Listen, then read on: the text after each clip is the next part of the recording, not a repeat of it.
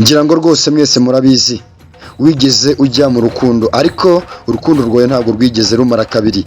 Hari abavuga ko ari karande z'imiryango, abandi bakavuga ko udashobotse. Mu mwaka urakundana n'umukobwa, undi mwaka ugakundana n'undi mukobwa. Ese mu by'ukuri ninde ufite ikibazo hagati yawe n'abo ukundana nabo? Reka turebe.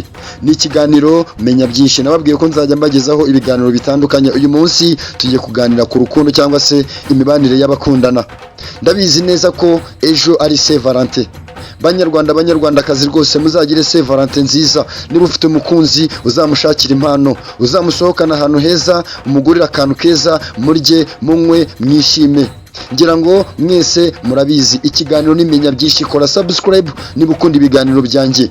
Njyewe ubikugezaho ni Steven Rwanda. Reka turebe uko bizaba byifashe mu rukundo umunsi w'ejo. Ariko mbere yuko tugera umunsi w'ejo, reka turebe ese mu by'ukuri ni iyihe mpamvu urukundo rwawe n'uwo mukundana rutajya rumara kabiri. Reka turebe. Icyambere ugomba kumenya, buriya kubura ukwizerana niyo mpamvu ya mbere. Ibaze nawe ukundana n'umukobwa ariko ntabwo mwizerana. Aho agiye ntabwo aba akwizeye. Atekereza ko iyo ugiye uba ugiye mu bandi bakobwa, nawe agatekereza ko aho ugiye uba ugiye mu bagore. Ese mu by'ukuri ni iyihe mpamvu mutizerana? Uyu munsi rero, niba uri mu rukundo n'umukobwa cyangwa se umugore wawe, tangira umwizere utitaye ku magambo y'abandi bantu. Iyo umwe atizera undi, burya aho niho hava kubeshyana cyangwa se kubeshyanya mu rukundo. Ibi ngibi bituma urukundo rucika intege. Kwizerana burya ni inkingi ya mwamba y'umubano mu bashakanye cyangwa se mu bakundana. Niba ufite umukunzi, tangira umwizere guhera uyu munsi. Nubwo Yesu yavuze ngo uwizera umwana w'umuntu avumwe, ariko basi uwo nguwo ukunda tangira umwizere, kubera ko nutamwizera bizarangira upfuye nta mukunzi. Abantu bose biragoye kwizerana, ariko nutizera uwo mukunzi wawe, se utekereza ko hari undi uzamukwizerera? Niba mwarahuye mukamenyana muri babiri, nta wundi muntu wigeze abahuza, ni byiza kurushaho kuruta uwo wahujwe n'abandi bantu. Ikindi, burya ubuhemu, nimvuga ubuhemu wumve gucana inyuma ko bashakanye cyangwa se gucana inyuma ko bakundana. Iyi nayo ni impamvu cyangwa se ni inkingi ya mwamba ituma bakundanye batamarana kabiri. Iyo umwe muri umwe aciye undi inyuma, burya ibi ngibi bituma icyizere kiyoyoka burundu kikarangira, kandi biragorana kongera kukigarura cyangwa se kukibyara kugira ngo musubirane. Ibi bintu byo gucana inyuma ntabwo ari byiza banyarwandakazi, kubera ko biragenda bigatuma ufata imico y'undi muntu cyangwa se nawe agafata indi mico, bigatuma urukundo rwanyu rusenyuka rukajya hasi. Burya gukundana bifite imbaraga. Niba ukunda umuntu, utangira umwizere, wirinde kumuca inyuma, kubera ko nutamuca inyuma bizatuma urukundo rwanyu ruramba rumara igihe kirekire. Ikindi, burya inyungu zo mu rukundo nazo zituma urukundo rutamara kabiri. Ibaze nawe ufite umukobwa ukunda ariko nta kindi kintu umukurikiye uretse amafaranga.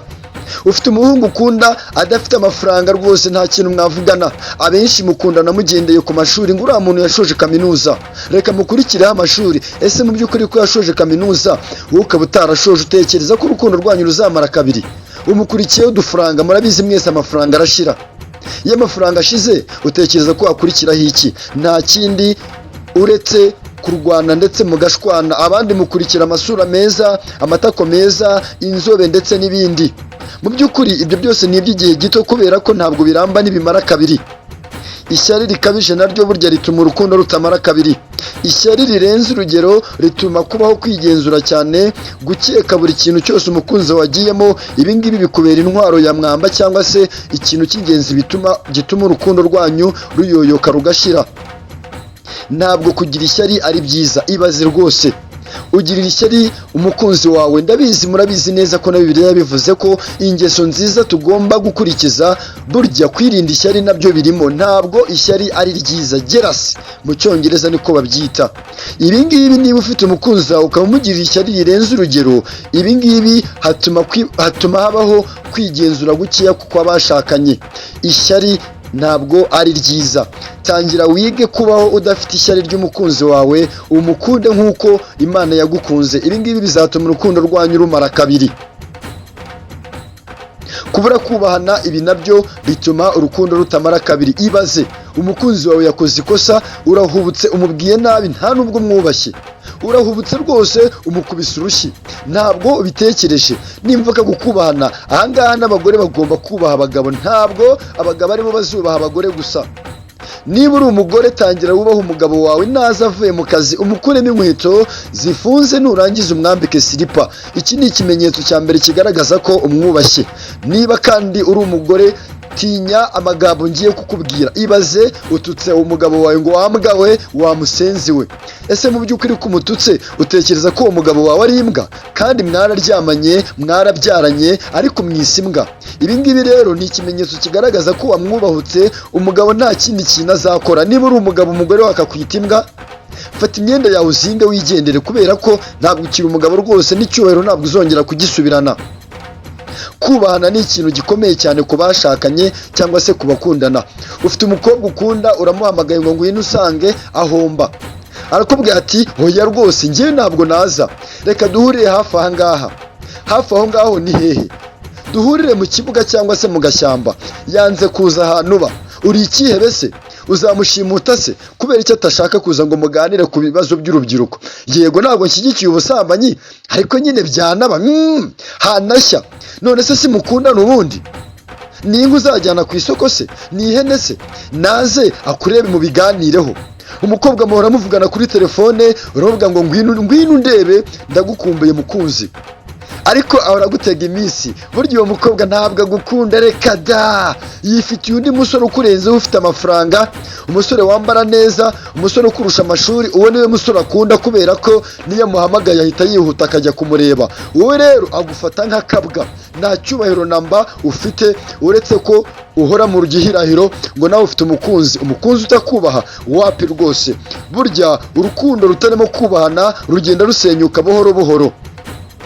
ikindi, kutagira intego imwe nayo ni impamvu ikomeye cyane ituma abantu bakundana batandukana byihuse. kutagira intego imwe, iyo mutaramenya ko ahazaza hanyu ari heza, ibi nabyo bituma urukundo rwanyu rusenyuka. nk'urugero, ufite umukunzi wawe, murakundana kandi nta ntego yo kubyara mufite, gahunda yanyu ni ukwirwanaho, ni ukuhatwika rwose hagashya. murasambana amanywa nijoro, ariko nta ntego yo kubyara, reka. yewe nta kazi, reka. aho gutura, reka. ibyanyu ni uguhora mu mibonano mpuzabitsina gusa, ni ukuryamana amanywa nijoro, inda yajyamo mukayikuramo. ntabwo mutekereza ejo hazaza hanyu, muhora mumeze nk'imvura itemba, mumeze nk'amazi ari kuzerera atagira iyo ajya. burya n'amazi agenda afite intego. none wowe ufite umukunzi wawe, nta ntego mufitanye, reka. niba nta ntego, mureke rwose, kubera ko ejo ni Saint Valentin. ntabwo rero muzinjira muri Saint Valentin nta ntego y'urukundo mufite. kwirengagiza mugenzi wawe, ibaze kwirengagiza mugenzi wawe rwose, kutita ku byishimo bye, kutamugenera umwanya cyangwa se kumufata nk'aho atari ingenzi. niba mugenzi wawe cyangwa se uwo mukunzi wawe atakwitaho, mureke rwose, arakwirengagiza. hari abandi banaha agaciro.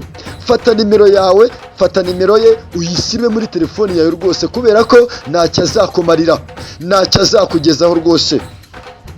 iyindi mpamvu ituma abantu bakundanye urukundo rwabo rutamara kabiri, ni ukwihutira gukundana cyangwa se kubana ako kanya.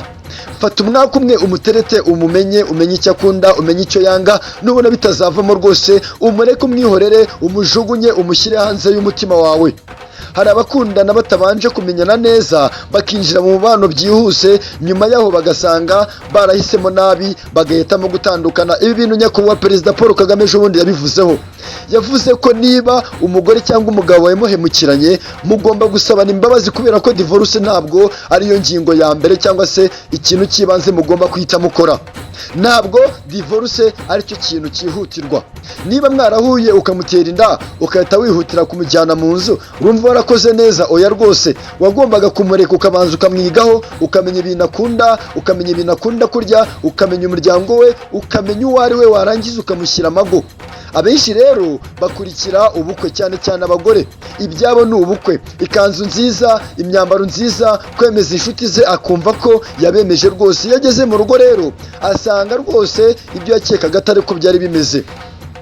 uri umukobwa uhuye n'umuhungu ntabwo uzi niba anywa inzoga, akwiyoberanyije amezi 3 yonyine yigize umwadeperi, yigize umurokore rwose, aje no mu idini ryawe murasenganye, ariko nyuma y'igihe gito agushyize mu rugo aho hasanze inzoga, usanze anywa itabi, ndetse n'abakobwa nuko umukobwa akakwiyoberanya, akambara ibintu birebire, akakwereka ko ari umunyedini kandi yaraciye ibintu, yarakuyemo inda nyinshi cyane z'abasore, maze mwahura ukihutira kumushyira mu rugo ngo nawe ubonye umugeni. Uwo mugeni azakubera kabarore rwose, azagushingana ijosi kandi uzibaza, uzicuza rwose. Bakunzi ba Soma Rwanda TV, ni inama ndi kubagira rwose. Niba hari inama mukwiye gukurikirana ni inama zanjye, nta wundi mujyanama mufite uretse njyewe banyarwandakazi. Narababwiye ngo niba utarakora subscribe rwose urimo urakora amakosa. Ikindi nasoze mbabwira, niyo ngingo ya nyuma rwose, ni ingingo 10 mwihangane. Kubura kwihangana ndetse no kubabarira. Nta muntu utagira amakosa. Ese waba umuzi? Ntabwo abaho. Bibiliya yaravuze ngo navutse cyangwa se navuye mu nda ya mama ndi umunyabyaha, nzasubira mu nda y'isi ndi umunyabyaha. Ese utekereza ko ngo ari marayika mubana mu nzu? Ntabwo umukunzi wari marayika rwose azakosa. Nta muntu utagira amakosa. Iyo utamuzi, iyo utazi kubabarira, burya ibi ngibi ni ikibazo, kandi burya kubabarira ni inzira nziza yo gukemuramwo ibibazo.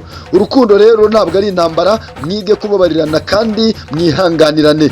Bakunzi ba Soma Rwanda TV, umunsi w'ejo ni tariki 14, muzagire Saint Valentin nziza. Ndabakunda cyane rwose. Imana ibampera umugisha aho muri hose, amajyepfo, amajyaruguru, uburasirazuba, umujyi wa Kigali n'abarundi ndabizi murankurikirana, Uganda ndabizi namwe narayibonye murankurikirana, mba mbireba muri systeme yanjye. Imana ibarinde kandi ikomeze ibaha imbaraga, ibandindire rwose.